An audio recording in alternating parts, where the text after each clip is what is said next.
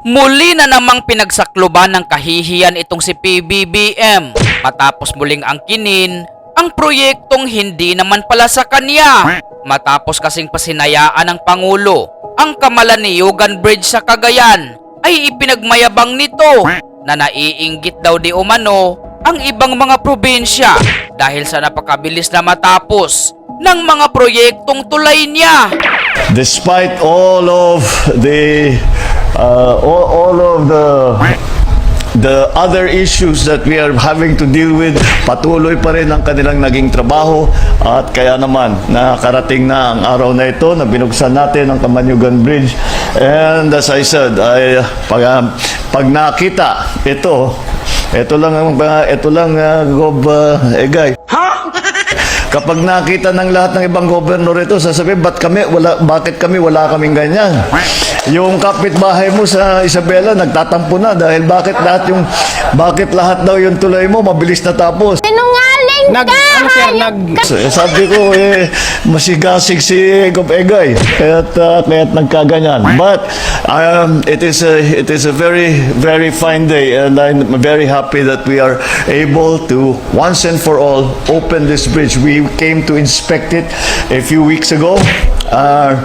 I thought akala ko kumpleto na nung nakita natin dahil ganito na ang itsura. Ngunit ngayon ang official opening.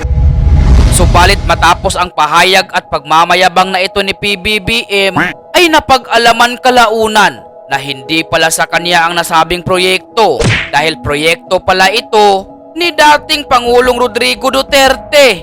Patunay dito ay si dating DPWH Secretary Mark Villar ang nanguna sa groundbreaking ceremony ng Kamalaniugan Bridge noong June 25, 2021 kung saan nagkakahalaga ang nasabing proyekto ng 2.4 billion pesos sa kapanahunan ni PRRD.